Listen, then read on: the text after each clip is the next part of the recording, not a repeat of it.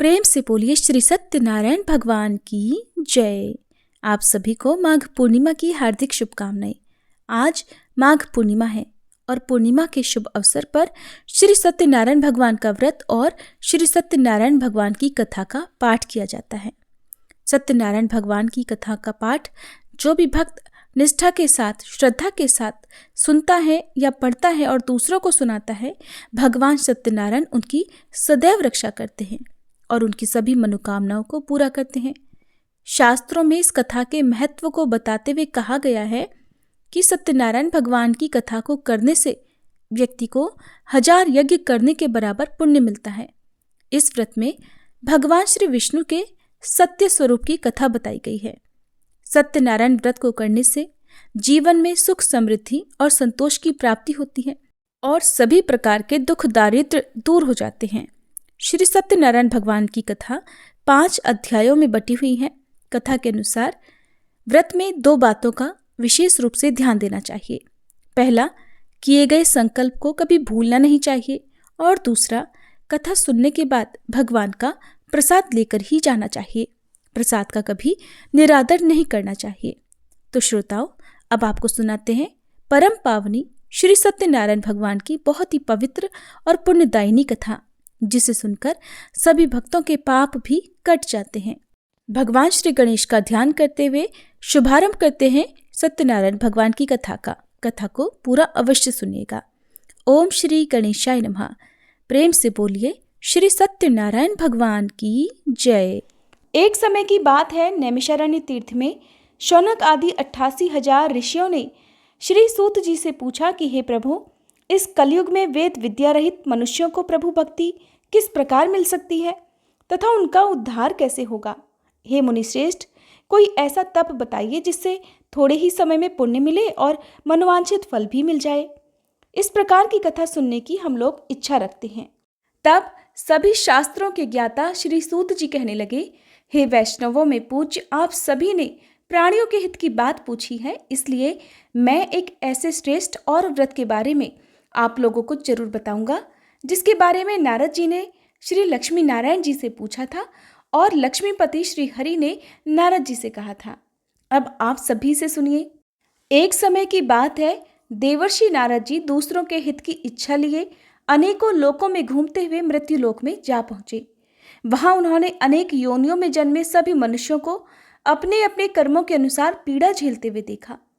उनका दुख देखकर नारद जी सोचने लगे कि ऐसा क्या किया जाए जिससे निश्चित रूप से मानव के दुखों का अंत हो जाए। इसी बात पर विचार करते हुए वह विष्णुलोक को गए। वहां नारायण की स्तुति करने लगे और कहने लगे कि नारायण नारायण, हे भगवान, आप अत्यंत शक्ति से संपन्न हैं, निर्गुण स्वरूप, सृष्टि के कारण भक्तों के दुख को दूर करने वाले हैं। आपको मेरा प्रणाम है।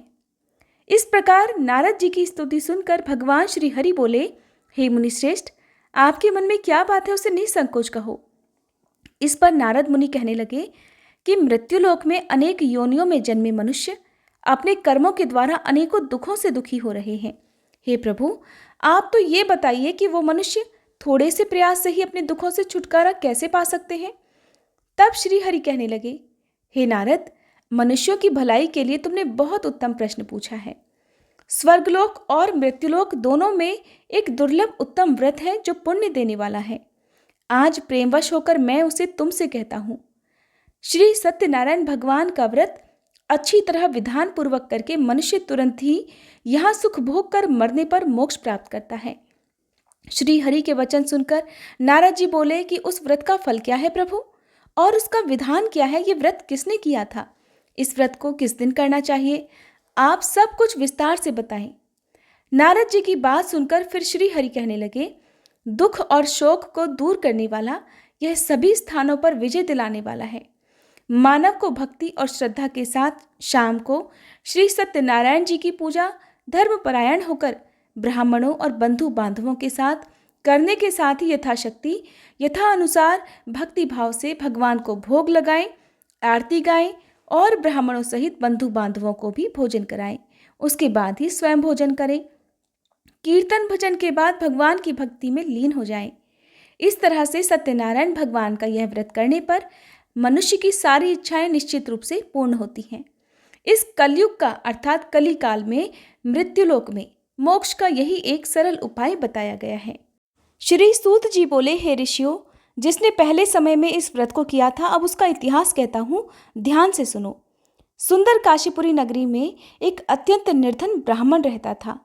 भूख प्यास से परेशान वह धरती पर घूमता रहता था। ब्राह्मणों से प्रेम करने वाले भगवान ने एक दिन ब्राह्मण का वेश धारण कर उसके पास जाकर पूछा, हे ब्राह्मण देवता, नित्य दुखी होकर तुम पृथ्वी पर क्यों घूमते हो? तब वह दीन ब्राह्मण बोला, मैं निर्धन ब्राह्मण हूँ, भिक्षा के लिए धरती पर घूमता हूँ। यदि आप इसका कोई उपाय जानते हो तो बताओ। वृद्ध ब्राह्मण रूपी भगवान कहने लगे कि सत्यनारायण भगवान मनोवांछित फल देने वाले हैं, इसलिए तुम उनका पूजन करो। इसे करने से मनुष्य सभी दुखों से मुक्त हो जाता है। वृद्ध ब्राह्मण बनकर आए सत्यनारायण भगवान उस निर्धन ब्राह्मण को व्रत का सारा विधान बताकर अंतर्ध्यान हो गए। अगले दिन सुबह उठने के साथ ही उस बूढ़े ब्राह्मण ने मन में संकल्प लिया कि सत्यनारायण भगवान का व्रत करूंगा, और फिर अपने नित्य कर्मों से निवृत्त होकर वह भिक्षा के लिए चल पड़ा। उस दिन उसे भिक्षा में बहुत सारा धन प्राप्त हुआ। उसी धन से उसने परिवार के साथ भगवान सत्यनारायण की पूजा की और व्रत रखा। इस व्रत को करने के कुछ दिन के बाद उसके सभी दुख और कष्ट दूर होने लगे, और देखते ही देखते एक संपन्न और अनेकों संपत्तियों का वह मालिक बन गया। तब हर महीने की पूर्णिमा के दिन वे ब्राह्मण सत्यनारायण भगवान की पूजा और व्रत करने लगे। इस प्रकार सत्यनारायण भगवान के इस व्रत को करके वह श्रेष्ठ ब्राह्मण सभी पापों और गरीबी से दूर हो गया, और उसने एक दुर्लभ मोक्ष पद भी प्राप्त किया। इस तरह से सत्यनारायण भगवान के व्रत को जो मनुष्य करेगा, वह सभी प्रकार के पापों से छूटकर मोक्ष को प्राप्त होगा। जो मनुष्य इस व्रत को करेगा, वह भी सभी दुखों से मुक्त हो जाएगा। सूत जी बोले कि इस तरह से देवर्षि नारद जी से नारायण जी का कहा हुआ श्री सत्यनारायण व्रत मैंने तुमसे बताया। हे विप्रो, मैं अब और क्या कहूँ? तब ऋषिगण कहने लगे, हे मुनिवर, संसार में उस विप्र से सुनकर और किस किस ने इस व्रत को किया? हम सब इस बात को सुनना चाहते हैं, इसके लिए हमारे मन में श्रद्धा का भाव है। तब श्री सूत जी कहने लगे, हे मुनियों, जिस जिसने इस व्रत को किया है वह सब सुनो। एक समय वही विप्र धन और ऐश्वर्य के अनुसार अपने बंधु बांधवों के साथ इस व्रत को करने को तैयार हुआ। उसी समय एक लकड़ी बेचने वाला बूढ़ा आदमी आया और लकड़ियां बाहर रखकर अंदर ब्राह्मण के घर में गया। प्यास से दुखी होकर वह लकड़हारा उनको व्रत करते देख विप्र को नमस्कार कर पूछने लगा कि हे ब्राह्मण देव, आप ये क्या कर रहे हैं तथा इसे करने से आपको क्या फल मिलेगा? कृपा करके मुझे भी बताइए। तब ब्राह्मण ने कहा कि यह सब मनोकामनाओं को पूर्ण करने वाला सत्यनारायण भगवान का व्रत है। इनकी कृपा से ही मेरे घर में धन धान्य आदि की वृद्धि हुई है। विप्र से सत्यनारायण व्रत के बारे में जानकर वह लकड़हारा बहुत प्रसन्न हुआ। चरणामृत लेकर और प्रसाद खाने के बाद वह अपने घर गया। लकड़हारे ने अपने मन में संकल्प किया कि आज लकड़ी बेचने से जो भी धन मिलेगा उसी से श्री सत्यनारायण भगवान का उत्तम व्रत करूंगा। मन में इस विचार को लेकर वह बूढ़ा आदमी सिर पर लकड़ियां रखकर उस नगर में बेचने गया, जहां उसने अपनी लकड़ियों का दाम पहले से 4 गुना अधिक प्राप्त किया। बूढ़ा प्रसन्नता के साथ पैसे लेकर सत्यनारायण भगवान की मूर्ति और व्रत की अन्य सामग्रियां लेकर अपने घर गया। वहां उसने अपने परिवारजनों को बुलाकर विधि विधान से सत्यनारायण भगवान का पूजन और व्रत किया। इस व्रत के प्रभाव से वह बूढ़ा लकड़हारा धन पुत्र आदि से युक्त होकर संसार के समस्त सुख भोग कर अंत समय में वैकुंठ धाम चला गया। श्री सूत जी कहने लगे कि हे श्रेष्ठ मुनियों, अब आगे की कथा भी कहता हूँ। पहले समय में उल्कामुख नाम का एक बुद्धिमान राजा था। वह सत्यवक्ता और जितेंद्रिय था। प्रतिदिन देव स्थानों पर जाता और निर्धनों को धन देकर उनके कष्ट दूर किया करता था। उसकी पत्नी कमल के समान मुख वाली तथा सती साध्वी थी। भद्रशिला नदी के तट पर एक बार उन दोनों ने श्री सत्यनारायण भगवान का व्रत किया। उसी समय साधु नाम का एक वैश्य वहां आया। उसके पास व्यापार करने के लिए बहुत सारा धन भी था। राजा को व्रत करते देखकर वह विनम्रता के साथ पूछने लगा कि हे राजन, भक्ति भाव से पूर्ण होकर आप ये क्या कर रहे हैं? मैं सुनने की इच्छा रखता हूँ, तो आप कृपा कर मुझे भी बताएं। तब वह राजा इस प्रकार बोला कि अपने बंधु बांधवों के साथ पुत्र आदि की प्राप्ति के लिए मैं श्री सत्यनारायण भगवान का व्रत और पूजन कर रहा हूँ। राजा के वचन सुनकर साधु वैश्य आदर से कहने लगा कि हे राजन, मुझे भी इस व्रत का सारा विधान बताइए, मैं भी इस व्रत को करूंगा। मुझे भी कोई संतान नहीं है और मुझे विश्वास है कि इस व्रत को करने से निश्चित रूप से मुझे भी संतान की प्राप्ति होगी। तब राजा से व्रत का सारा विधान सुनकर व्यापार से निवृत्त होकर वह व्यापारी अपने घर गया। साधु ने अपनी पत्नी को संतान देने वाले इस व्रत का वृत्तांत कह सुनाया और कहा कि जब मेरी संतान होगी तब मैं इस व्रत को करूंगा। साधु ने इस तरह के वचन अपनी पत्नी लीलावती से कहे।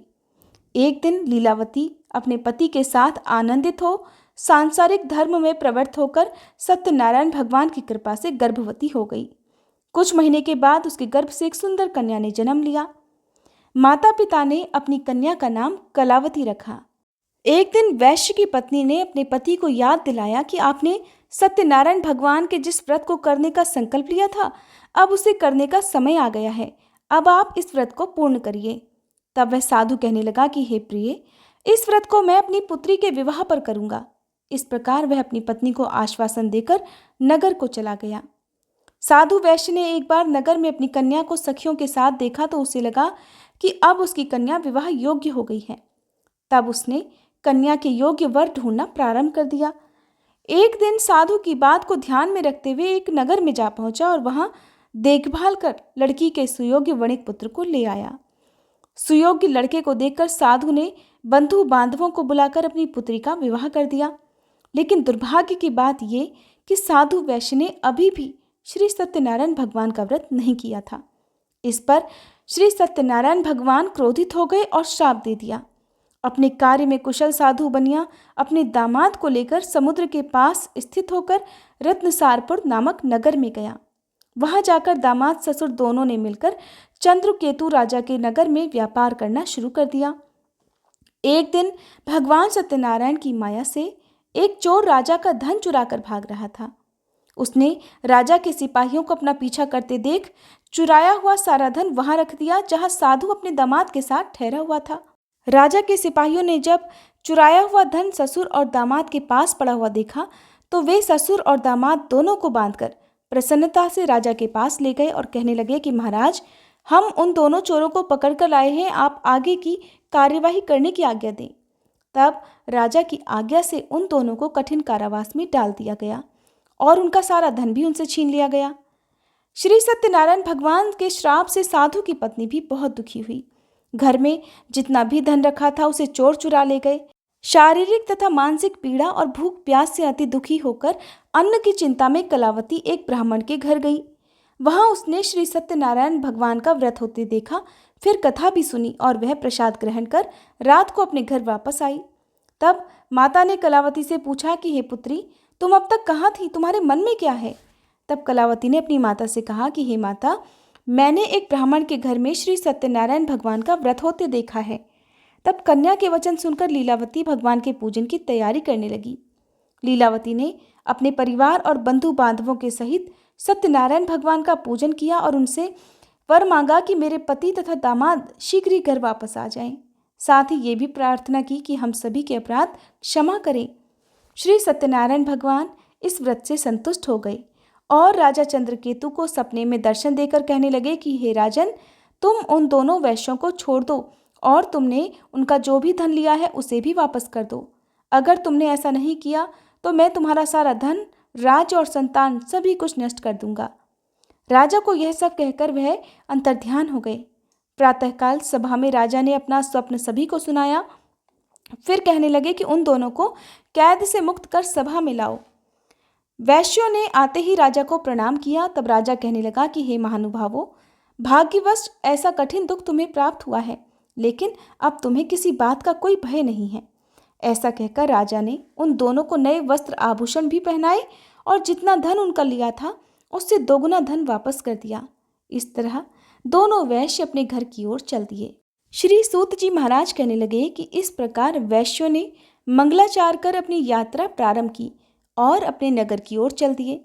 उनके थोड़ी ही दूर जाने पर दंडी वेशधारी श्री सत्यनारायण भगवान ने उनसे पूछा, हे साधु, तेरी नाव में क्या है? तब अभिमान से भरा हुआ वह वैश्य कहने लगा कि हे दंडी, आप क्यों पूछते हो? क्या धन लेने की इच्छा है? मेरी नाव में तो बेल और पत्ते भरे हुए हैं। वैश्य के ऐसे कठोर वचन सुनकर भगवान कहने लगे कि तुम्हारा वचन सत्य हो। दंडी ऐसे वचन कहकर वहां से दूर चले गए। कुछ दूर जाकर समुद्र के किनारे बैठ गए। इधर दंडी के जाने के बाद साधु वैश्य ने नित्य क्रिया के पश्चात अपनी नाव को जब ऊंची उठते देखा तो बड़ा आश्चर्य हुआ और नाव में बेलपत्ते आदि भरे हुए देखकर वह मूर्छित होकर जमीन पर ही गिर पड़ा। वापस होश आने पर वह अत्यंत शोक में डूब गया। तब उसका दामाद कहने लगा कि पिताजी, आप शोक मत मनाइए, ये सब दंडी का ही श्राप है, इसलिए हमें उनकी ही शरण में जाना चाहिए, तभी हमारी मनोकामना पूर्ण हो सकेगी। दामाद की बात सुनकर वह दंडी के पास पहुंचा और अत्यंत भक्तिभाव नमस्कार करके कहने लगा कि हे महाराज, मैंने आपसे जो असत्य वचन कहे थे उनके लिए मुझे क्षमा कर दें। ऐसा कहकर वह रोने लगा। तब दंडी भगवान कहने लगे कि हे वणिक पुत्र, मेरी आज्ञा से बार बार तुम्हें दुख प्राप्त हुआ है, तू मेरी पूजा से विमुख हुआ है। तब वह साधु वैश्य कहने लगा कि हे भगवान, आपकी माया से ब्रह्मादि देवता भी आपके रूप को नहीं जानते, तब मैं भला ज्ञानी कैसे जान सकता हूँ। अब आप प्रसन्न होइए, मैं अपनी सामर्थ्य के अनुसार आपकी पूजा और व्रत अवश्य करूँगा। हे प्रभु, मेरी रक्षा करो और पहले के समान मेरी नौका में धन भर दो। साधु वैश्य के भक्तिपूर्वक वचन सुनकर भगवान प्रसन्न हो गए और उसकी इच्छानुसार वरदान देकर अंतर्ध्यान हो गए। दामाद और ससुर दोनों जब नाव पर आए तो नाव धन से भरी हुई मिली। फिर वहीं अपने अन्य साथियों के साथ सत्यनारायण भगवान का पूजन कर वे दोनों अपने नगर को चल दिए। जब नगर के नजदीक पहुंचे तो दूत को घर पर खबर करने के लिए भेज दिया। दूत साधु की पत्नी को प्रणाम कर कहने लगा कि मालिक अपने दामाद सहित नगर के निकट आ गए हैं। दूत की बात सुनकर साधु की पत्नी लीलावती ने बड़े हर्ष के साथ सत्यनारायण भगवान का पूजन कर अपनी पुत्री कलावती से कहा कि मैं अपने पति के दर्शन को जा रही हूँ, तू भी कार्य समाप्त कर जल्दी आ जाना। माँ के ऐसे वचन सुनकर कलावती जल्दी जल्दी में प्रसाद छोड़कर अपने पति के पास चली आई। इस तरह प्रसाद की अवज्ञा के कारण श्री सत्यनारायण भगवान रुष्ट हो गए और नाव सहित उसके पति को पानी में डुबो दिया। कलावती अपने पति को वहां न पाकर रोती हुई जमीन पर गिर गई। नौका को डूबा हुआ देख और कन्या को रोता हुआ देख वह साधु वैश्य दुखी होकर कहने लगा कि हे प्रभु, मुझसे तथा मेरे परिवार से जो भी भूल हुई है उसे क्षमा करें। साधु के दीन वचन सुनकर श्री सत्यनारायण भगवान प्रसन्न हो गए और आकाशवाणी हुई कि हे साधु, तेरी कन्या मेरे प्रसाद को छोड़कर आई है, इसलिए उसका पति अदृश्य हो गया है। यदि अब वह घर जाकर प्रसाद खाकर लौटे तो इसे इसका पति अवश्य मिलेगा। ऐसी आकाशवाणी सुन कलावती ने वैसा ही किया जैसा आकाशवाणी के दौरान भगवान ने कहा था। और फिर प्रसाद ग्रहण करने के बाद जब वो वापस आई तो अपने पति के दर्शन करके वह अत्यंत प्रसन्न हुई। उसके बाद साधु वैश्य अपने बंधु बांधवों सहित भगवान श्री सत्यनारायण भगवान का विधि विधान से पूजन करता है और इस लोक का सभी सुख भोग कर वह अंत में स्वर्ग जाता है। श्री सूत जी बोले, हे ऋषियों, मैं और भी एक कथा सुनाता हूँ, उसे भी ध्यानपूर्वक सुनो। प्रजा पालन में लीन तुंगध्वज नाम का एक राजा था। उसने भी भगवान का प्रसाद त्याग कर बहुत ही दुख प्राप्त किया। एक बार जंगल में जाकर वन्य पशुओं को मारकर वह बड़ के पेड़ के नीचे आया। वहां उसने ग्वालों को भक्ति भाव से अपने बंधु बांधवों सहित सत्यनारायण भगवान का पूजन करते देखा। अभिमानवश राजा ने उन्हें देखकर भी पूजा स्थान में ना तो वह गया और ना ही उसने भगवान को प्रणाम किया। ग्वालों ने राजा को प्रसाद दिया, लेकिन उसने वह प्रसाद भी नहीं खाया और प्रसाद को वहीं छोड़कर अपने नगर को चला गया। जब राजा अपने नगर में पहुंचा तो वहां सब कुछ तहस नहस हुआ पाया, तो शीघ्र ही वह समझ गया कि ये सब भगवान के अनादर का ही परिणाम है। तब वह दोबारा ग्वालों के पास पहुंचा और विधिपूर्वक पूजा करके प्रसाद खाया तो श्री सत्यनारायण भगवान की कृपा से सब कुछ पहले जैसा ही हो गया और फिर दीर्घ काल तक सभी सुख भोग कर अंत में वह मोक्ष पद को प्राप्त हुआ। जो मनुष्य परम दुर्लभ इस व्रत को करेगा तो भगवान सत्यनारायण की कृपा से उसे धन धान्य की प्राप्ति होगी। इस व्रत के प्रभाव से निर्धन धनी हो जाता है और भयमुक्त होकर जीवन जीता है। संतानहीन मनुष्य को संतान सुख प्राप्त होता है और सारे मनोरथ पूर्ण होने पर वह मनुष्य अंत में वैकुंठ धाम को जाता है। तब श्री सूत जी कहने लगे कि जिन्होंने पहले इस व्रत को किया है, अब उनके दूसरे जन्म की कथा कहता हूँ। वृद्ध शतानंद ब्राह्मण ने सुदामा का जन्म लेकर मोक्ष की प्राप्ति की। लकड़हारे ने अगले जन्म में निषाद बनकर मोक्ष प्राप्त किया। उल्कामुख नाम का राजा दशरथ होकर वैकुंठ लोक को गए। साधु नाम के वैश्य ने मोरध्वज बनकर अपने पुत्र को आरी से चीरकर मोक्ष पाया। और महाराज तुंगध्वज ने स्वयंभू होकर भगवान में भक्ति युक्त होकर कर्म कर मोक्ष प्राप्त किया। कथा समाप्त। प्रेम से बोलिए श्री सत्यनारायण भगवान की जय।